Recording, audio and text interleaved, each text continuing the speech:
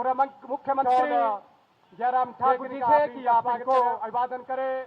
Shawl आदरणीय श्री देखने का आप इनका स्वागत करें, अभिवादन करें। आदरणीय श्री चंद्र चौधरी जी। अब मेरा आग्रह रहेगा हमारे लोकप्रिय प्रत्याशी सुश्री कंगना रनौत जी से कि आप इनको स्मृति चिन्ह भेंट करके आप इनका स्वागत अभिनंदन करें। कंगना रनौत जी साथ इनका सहयोग करेंगे। चंद्र चौधरी जी जिलाध्यक्ष, आपका बहुत बहुत स्वागत है। अब मेरा निवेदन रहेगा संबोधन और आगामी कार्रवाई के लिए पूर्व मुख्यमंत्री जयराम ठाकुर जी से कि आप मंच पर आए और आप अपना उद्बोधन और करें। जय श्री राम, जय श्री राम, जय जय श्री राम। आज हम सबका ये सौभाग्य है कि हिमाचल देवभूमि के हमारे इस कुल्लू भगवान रघुनाथ जी के इस प्रांगण में हमारे देश के सबसे बड़े राज्य उत्तर प्रदेश के माननीय मुख्यमंत्री श्री आदित्यनाथ योगी जी पधारे हैं। मैं आपका इस देवभूमि हिमाचल प्रदेश में पहुंचने पर हार्दिक अभिनंदन और स्वागत करता हूं। मंच पर उपस्थित हमारे पार्टी के सम्माननीय अध्यक्ष डॉक्टर राजीव बिंदल जी, भारतीय जनता पार्टी के हमारी लोकप्रिय प्रत्याशी कंगना रनौत जी, आदरणीय श्री महेश्वर सिंह जी, सुरेंद्र शौरी जी, नरोत्तम जी, अरविंद जी और यहां मंच पर उपस्थित सभी पदाधिकारी भाइयों बहनों, नौजवान साथियों और पत्रकार मित्रों, मुझे ये सौभाग्य प्राप्त हुआ इस देवभूमि हिमाचल प्रदेश में आदरणीय योगीनाथ जी का अभिनंदन करने का, स्वागत करने का। और मैं आप सबसे एक बार मैं निवेदन करना चाहता हूं, सब अपने स्थान पर खड़े होकर के आदित्य योगीनाथ जी का यहां पर अभिनंदन करें, स्वागत करें। जय श्री राम, जय श्री राम, जय जय श्री राम। बहुत बहुत धन्यवाद। भगवान रामचंद्र जी के जन्म स्थान अयोध्या से संबंध रखने वाले, उस राज्य से संबंध रखने वाले, उस पावन धरती से संबंध रखने वाले उत्तर प्रदेश के माननीय मुख्यमंत्री जी आज हमारे बीच में हम सबको संबोधित करेंगे। मैं इतना ही कहना चाह रहा हूं, ये हिमाचल आदरणीय मोदी जी के नेतृत्व में चल पड़ा है और जिस तरह से ये तेज हवाएं चल रही हैं उसी रफ्तार के साथ चल पड़ा है। 2014 में भी हिमाचल ने चारों सीटों पर जीत हासिल की थी, 2019 में भी चारों सीटों पर जीत हासिल की और 2024 में भी हम चारों सीटों पर जीत हासिल करने वाले हैं। और अब की बार बहुत अलग तरह की परिस्थिति जो हमारे सामने है, मैं ये कहूंगा कि निश्चित रूप से जहां हिमाचल प्रदेश में 6 विधानसभा क्षेत्र के उपचुनाव भी हैं, अगर उस तरफ भी अब नजर मारें तो मुझे लगता है कि अब की बार इस लोकसभा के चुनाव के साथ सरकार एक नहीं, सरकारें 2 बनेंगी। एक दिल्ली में नरेंद्र मोदी जी के नेतृत्व में और दूसरी हिमाचल प्रदेश में भारतीय जनता पार्टी की सरकार बनेगी। मैं बहुत लंबी बात न कहते हुए मैं यही कहूंगा कि आओ, आज चुनाव प्रचार का ये अंतिम दिन है और कुल्लू में ये आज के कार्यक्रम की हमारी इस मंडी लोकसभा क्षेत्र के अंतर्गत जो है अंतिम दिन की एक सभा है। इस सभा के माध्यम से हम संकल्प लें कि हम भारतीय जनता पार्टी की प्रत्याशी सुश्री कंगना रनौत जी को भारी बहुमत के साथ यहां से दिल्ली भेजें, सांसद बना करके भेजें, अपनी आवाज बना करके भेजें, ताकि बुलंद आवाज के साथ वहां अपनी बात कह सकें। हम सब लोगों की आवाज को बुलंद आवाज के साथ लोकसभा में रख सकें और हिमाचल प्रदेश के विकास के लिए बात कर सकें। मैं आदरणीय योगी जी का एक बार फिर से अभिनंदन करता हूं, स्वागत करता हूं। और मुझे मालूम है कि आपका कार्यक्रम आज बहुत व्यस्त है। मैं आपसे सीधा विनम्र निवेदन करना चाहूंगा, आप आए और हम सभी को अपना संबोधन दे। आदरणीय योगी जी, जय श्री राम, जय श्री राम, जय श्री राम।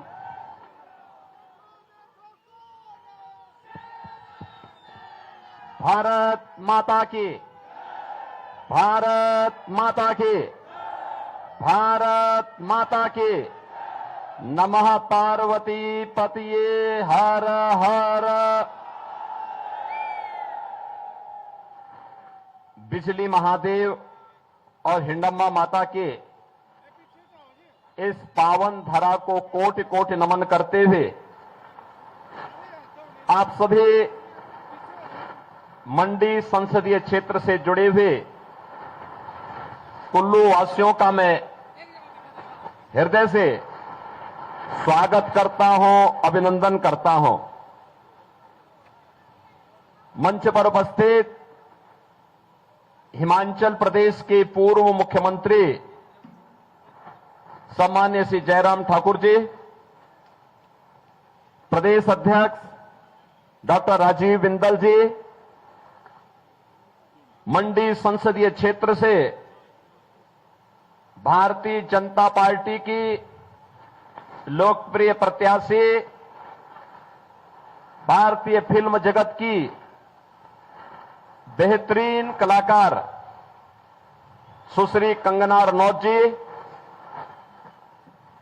पूर्व मंत्री और प्रदेश उपाध्यक्ष श्री गोविंद ठाकुर जी,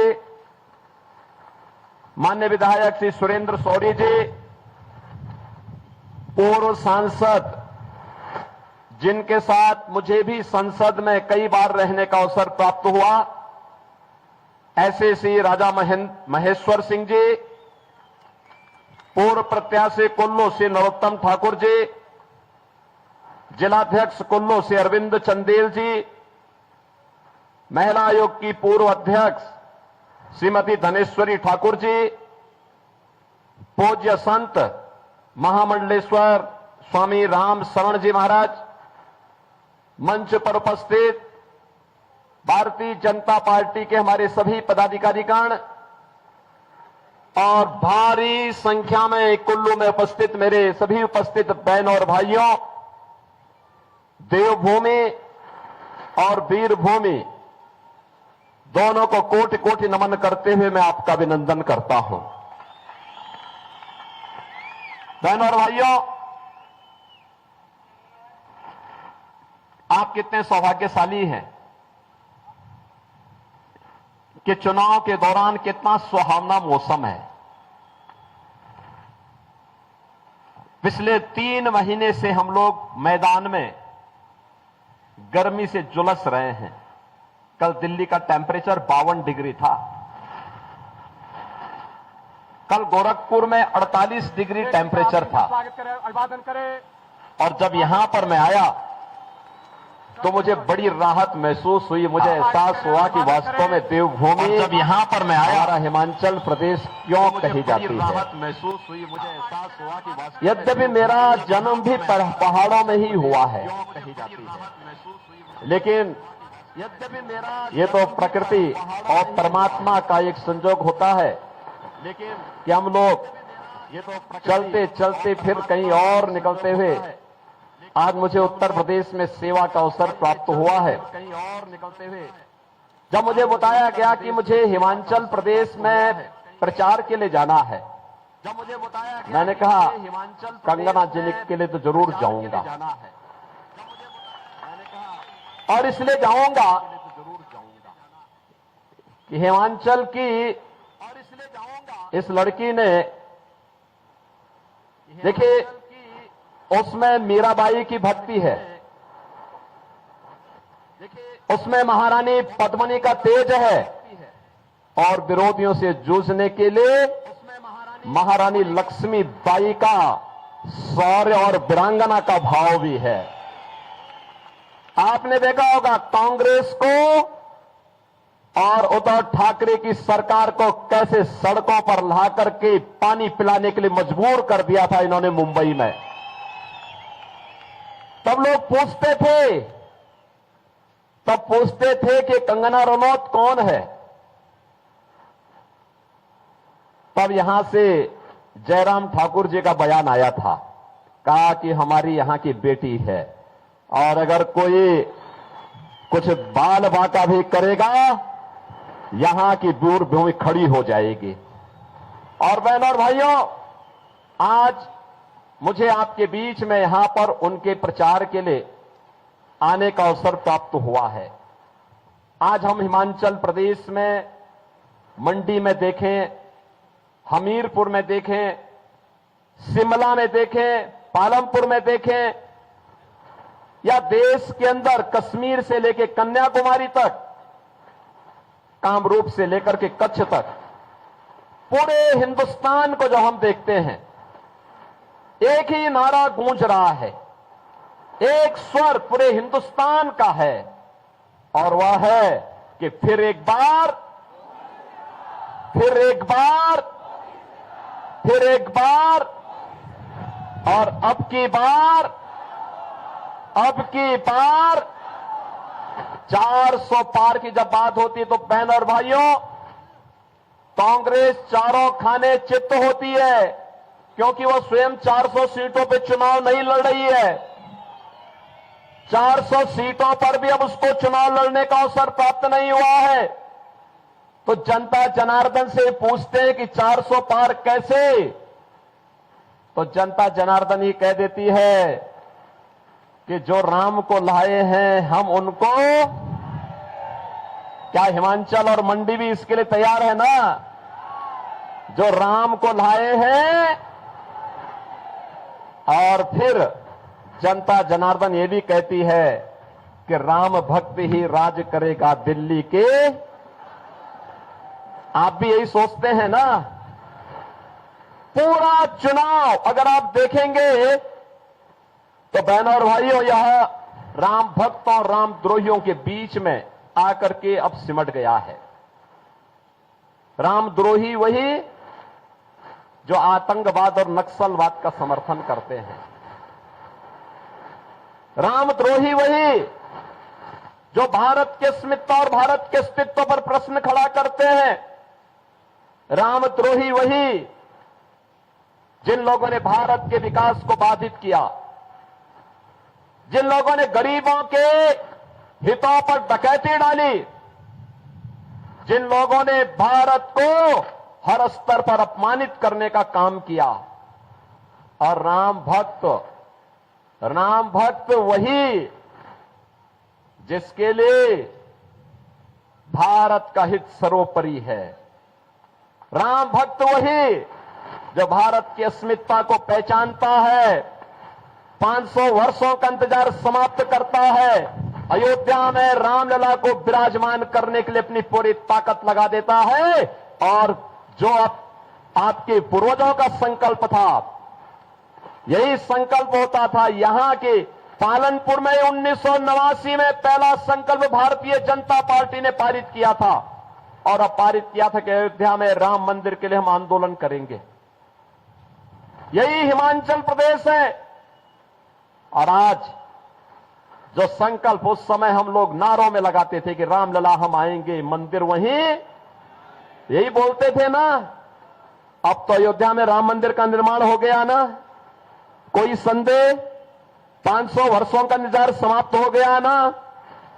500 वर्षों का इंतजार समाप्त हुआ और 500 वर्षों के बाद पहली बार अयोध्या में रामलला ने होली भी खेली और अपना जन्मोत्सव भी मनाया।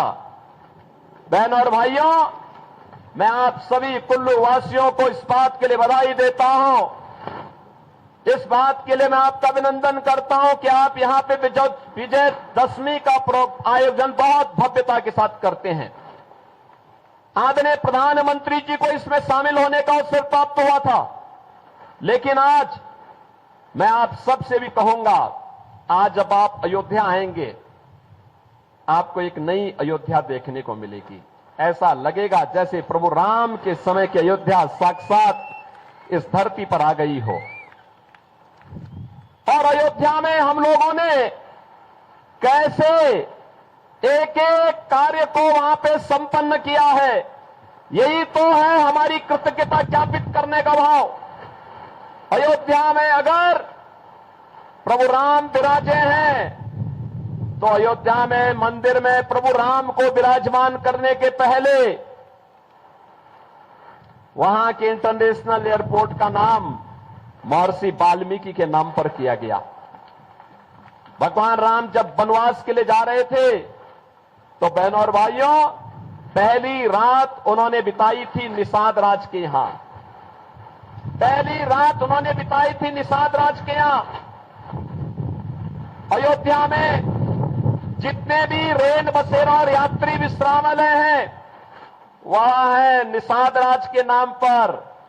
और जब माता सीता को ढूंढने के लिए प्रभु राम वहां वनों में भटक रहे थे तो प्रभु राम के उस समय के सहवाग से उन समय भगवान राम को बेर खिलाने का काम किसी ने किया था, वह माता सबरी ने किया था। जितने भी भोजनालय हैं उन भोजनालय का नाम माता सबरी के नाम पर रखने का काम भी किया गया है अयोध्या धाम में, अगर आप आएंगे तो। और इसीलिए मैं आज आपसे कहने के लिए आया हूं, काशी में आप जाएंगे, काशी विश्वनाथ धाम, अयोध्या में आप आएंगे, श्री राम जन्मभूमि पर भगवान राम का भव्य मंदिर का निर्माण। और अयोध्या और काशी का जब काम हो चुका है तो हम तो अब तैयारी कर रहे हैं मथुरा की तरफ जाने की। बहनों और भाइयों, हम भारत के अस्मिता और अस्तित्व के साथ खिलवाड़ करने वाले लोग नहीं हैं। हम तो भारत को भारतीयता के रूप में पहचानने वाले, भारत की अस्मिता और अस्तित्व के लिए जो आवश्यक होगा उस प्रकार का कदम उठाने में हमें कोई संकोच नहीं। और आपने बदलते हुए भारत को देखा है 10 वर्ष में, मोदी जी के नेतृत्व में बदलते हुए भारत को, एक ऐसा भारत आज जो एक भारत भी है और श्रेष्ठ भारत भी है। दुनिया के अंदर सम्मान बढ़ा है, देश की सीमाएं सुरक्षित हुई हैं। हिमाचल का नौजवान देश की सीमाओं की रक्षा करते हुए पूरी मजबूती के साथ खड़ा है। आतंकवाद और नक्सलवाद समाप्त हुआ है। मुझे याद है, ये महेश्वर सिंह जी हैं, हम लोग संसद में रहते थे, कांग्रेस की सरकार थी और देखते थे हम लगातार आतंकी घटनाएं घटित होती थी। कभी कश्मीर में, कभी दिल्ली में, कभी अहमदाबाद में, कभी चेन्नई में, कभी अयोध्या में, कभी काशी में, कभी लखनऊ में, लगातार घटनाएं घटित होती थी। हम लोग उस समय की कांग्रेस की सरकार से कहते थे कि आतंकवाद से निपटो, आतंकवाद के सामने क्यों घुटना टेके हुए हो। ये कहते थे आतंकवादी तो सीमा पार के हैं। हमें आश्चर्य होता था, सरकार कह दे, पल्ला झाड़ दे। और आज आप देखते होंगे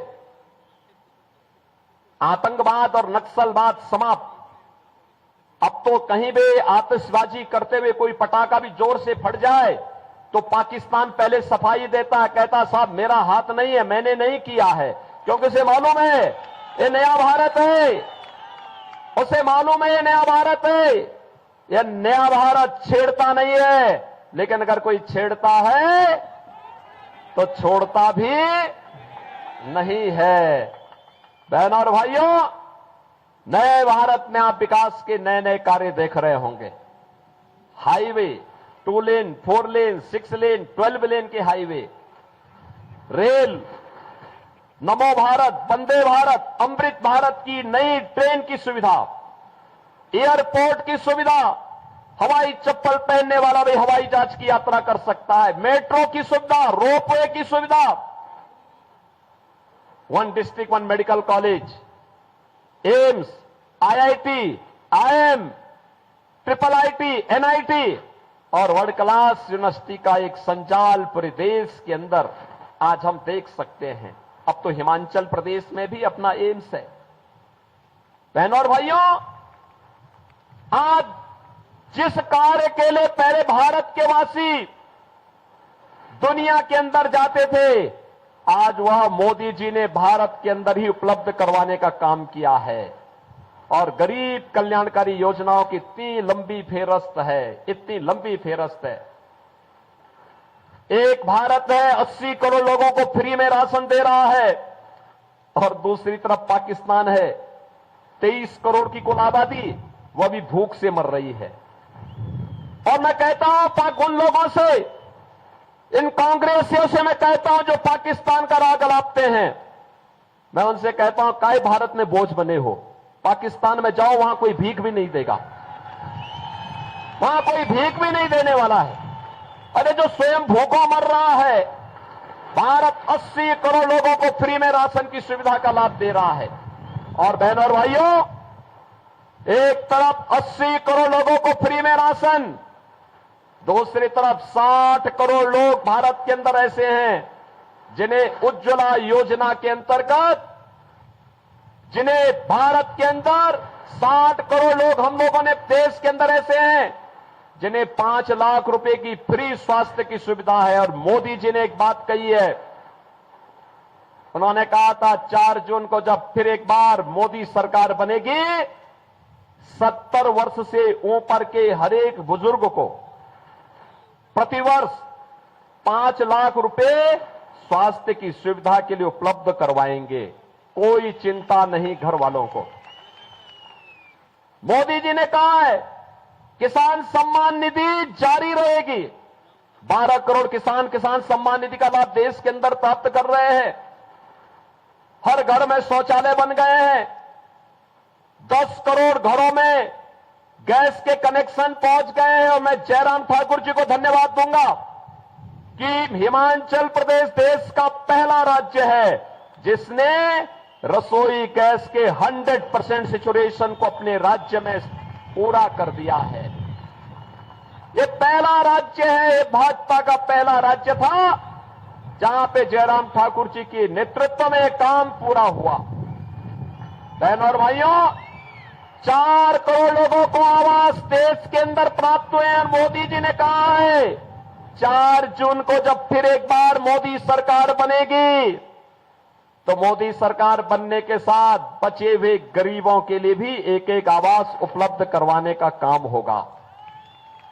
बहनों और भाइयों, एक तरफ भारतीय जनता पार्टी है, सुरक्षा भी है, सम्मान भी है, विकास भी है, गरीब कल्याण भी है, विरासत और विकास का अद्भुत संगम देश के अंदर मोदी जी के नेतृत्व में देखने को मिल रहा है।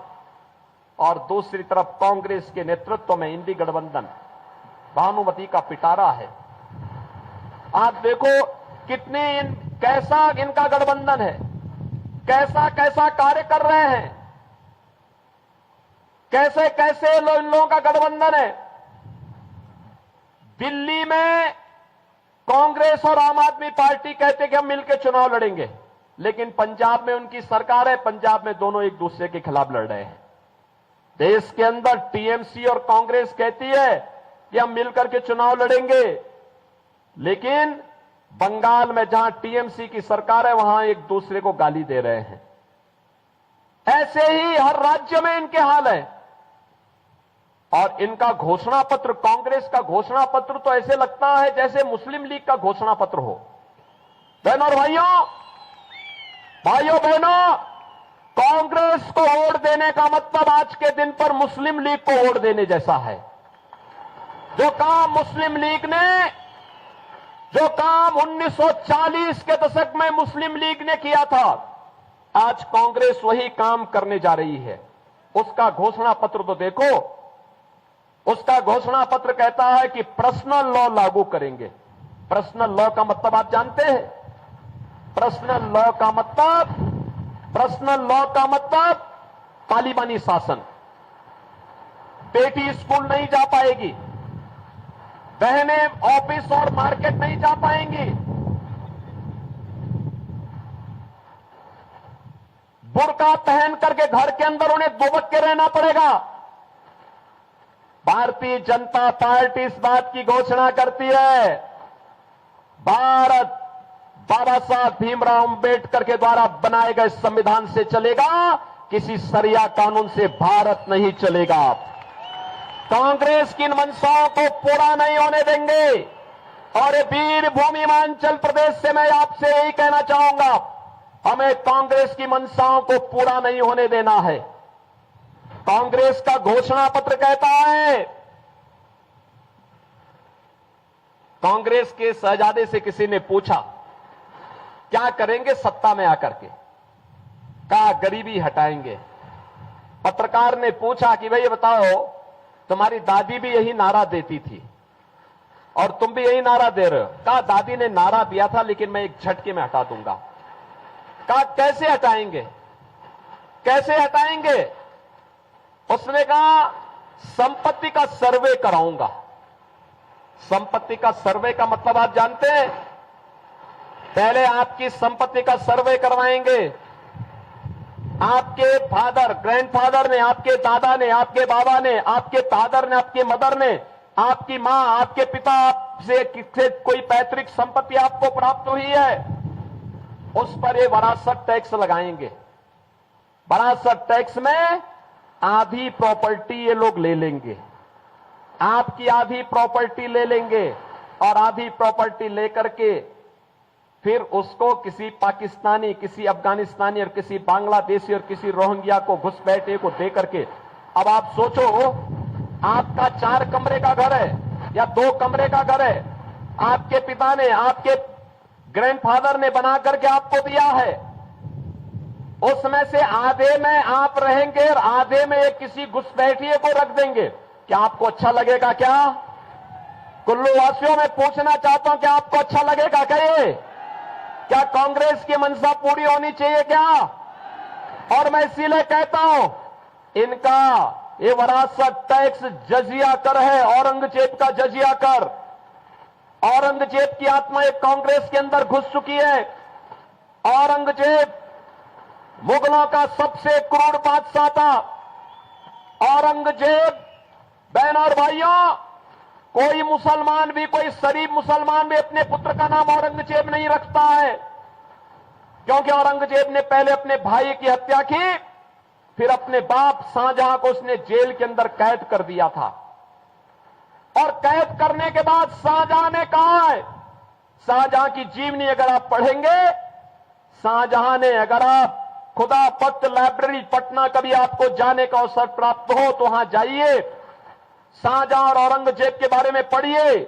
शाहजहां कहता है कि दुष्ट औरंगजेब, तुझ जैसा कमबख्त पुत्र कभी किसी को पैदा न हो। तूने जीते जी मुझे एक एक बूंद पानी के लिए तरसाया है, और तुझसे अच्छे तो हिंदू हैं जो अपने बड़े बुजुर्गों का सम्मान करते हैं और मरने के बाद भी उनको श्राद्ध और पितरों को जल दे करके उनकी तृप्ति करते हैं। बहनों और भाइयों, जिस औरंगजेब के बारे में उसका बाप ये कहता हो, उस औरंगजेब की आत्मा एक कांग्रेस के अंदर घुस चुकी है। और इसीलिए मैं आपसे कहने के लिए आया हूं, स्वतंत्र भारत में अब किसी औरंगजेब को पैदा मत होने दीजिए। ये औरंगजेब है जिसने काशी में भगवान विश्वनाथ का मंदिर तोड़ा था। यही औरंगजेब है जिसने मथुरा में भगवान कृष्ण की जन्मभूमि पर मस्जिद का निर्माण कर दिया था। बहनों और भाइयों, हमें इन दुष्टों को फिर से जीवित नहीं होने देना है, और इसीलिए तो हम यूपी के अंदर बहुत सख्ती से निपटते हैं इन लोगों से, बहुत सख्ती से। आपने देखा होगा, आज तो मैं जब हिमाचल आता हूं तो हिमाचल का ट्रांसपोर्टर मेरे पास आता है, कहता साहब जब से आपकी सरकार आई है, बीजेपी की सरकार आई है, हम बड़े सुकून से यूपी के अंदर जाते हैं। मैंने कहा कैसे? कहा साहब आज वहां कोई परेशानी नहीं, कोई लूटपाट नहीं, कोई पैसा हमसे नहीं मांगता। लेकिन दूसरी तरफ वहां पे ये औरंगजेब को अपना आदर्श मानने वाले जितने बड़े बड़े माफिया थे, इन माफिया को हमने एकदम ठीक करने का काम किया है। बहनों और भाइयों, हमारा संकल्प था कि अयोध्या में रामलला का भव्य मंदिर बनाएंगे। वह संकल्प भी पूरा हुआ और हमारा संकल्प था कि उत्तर प्रदेश को माफिया मुक्त करके इनको मिट्टी में मिलाने का काम करेंगे। बहनों और भाइयों, आज आप देखते होंगे उत्तर प्रदेश में कोई माफिया नहीं बचा है, कोई नहीं बचा है। आपने 7 वर्ष में यूपी में कोई दंगे का नाम सुना? अब नहीं होता दंगा, कोई कर्फ्यू नहीं, कोई दंगा नहीं, बेटी और व्यापारी की सुरक्षा पे कोई खतरा नहीं, हर ओर खुशहाली है, विकास के पथ पर तेजी के साथ आगे बढ़ रहा है यूपी। और इसलिए क्योंकि हमने कहा वे जिसको औरंगजेब प्यारे है तो उसकी कब्र में ही जाओ, तुम्हें वहीं दफना देते हैं। और बहनों और भाइयों, आज यूपी में सब चंगा है, बहुत अच्छा है, कोई दिक्कत नहीं। और मैं आपसे यही अपील करने के लिए आया हूं, कांग्रेस भटक चुकी है, पूरी तरह अपने रास्ते से भटक चुकी है। मुस्लिम लीग का एक नया संस्करण के रूप में अपने आप को स्थापित कर चुकी है। और इसलिए बहनों और भाइयों, किसी बहकावे में नहीं आना है। यहां पे देखिए, आपने भारतीय जनता पार्टी ने आपके बीच में प्रत्याशी बना करके सुश्री कंगना रनौत जी को आपके पास भेजा है। देखिए, उनके पास प्रतिभा है, कार्य करने की क्षमता है, उनके पास कला भी है और कला के माध्यम से इस मंडी संसदीय क्षेत्र को कैसे चमकाना है, कैसे आगे बढ़ाना है, ये विकास के कार्य करने की एक जज्बा भी है, कार्य करने का, आगे बढ़ने का एक उनके पास क्षमता भी है और जज्बे को आगे बढ़ाने की सामर्थ्य भी है। आपने उनकी सामर्थ्य को देखा होगा। आप सोचिए, इस पहाड़ से निकल करके अपने बल पर, अपने दम पर, अपने संघर्षों के बल पर जिन्होंने भारतीय सिने जगत में अपना एक स्थान बनाया हो। और अब मुझे पता लगा, इन्होंने बीच में एक फिल्म में जयललिता का रोल किया था, बहुत शानदार रोल था इनका। आप कभी उनकी उस फिल्म को देखेंगे तो ऐसे लगता, मैं कहता था भी ये लड़की जयललिता का रोल मुख्यमंत्री के रोल को कैसे कर देगी, लेकिन बहुत शानदार रोल उनका उस समय था। और अब मैं कह सकता हूं कि बहनों और भाइयों, जब वो चुनाव लड़ने के लिए मंडी में आई है तो कुल्लू वासियों की जिम्मेदारी बनती है, कुल्लू वासियों की जिम्मेदारी बनती है कि उनकी सामर्थ्य को, उनकी शक्ति का उपयोग करें, उन्हें अपना सांसद बना करके भेजें। देश की संसद में, देश के अंदर जो पूरी आवाज, एक स्वर पूरे देश के अंदर है कि फिर एक बार मोदी सरकार, और अब की बार 400 पार। तो 400 पार में मंडी समेत हिमाचल की चारों सीटें आएंगी, आएंगी। दोनों हाथ आकर मुझे आश्वस्त करिए। आज चुनाव प्रचार का अंतिम दिन है, आज सायकाल प्रचार बंद होगा, कल केवल घर घर संपर्क कर पाएंगे आप दोनों हाथ आकर के मुझे थोड़ा आश्वस्त करिए, करेंगे, जिता के भेजेंगे। लेकिन इसके लिए सभा के बाद और कल एक दिन का समय मिलेगा। क्या आप में से हर व्यक्ति 10-10 घर में जाकर के जनसंपर्क कर पाएगा? कर पाएगा? और परसों उन सबको मतदान केंद्र में ले जाके मतदान करवा देगा, करवाएगा? बहनों और भाइयों, मैं आपको कंगना जी से भी कहूंगा, यहां के सभी विधायकों से भी कहूंगा, चुनाव के बाद एक बार अयोध्या का दर्शन करने के लिए आए। इन सब लोगों को अयोध्या का दर्शन कराने के लिए लेके आए।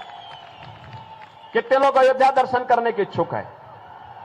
पूरा कुल्लू ही दर्शन करना चाहता है। आप आ जाएंगे तो मैं सारी व्यवस्था अयोध्या में कर दूंगा। अयोध्या में सारी व्यवस्था की जिम्मेदारी हमारी। सहमत है?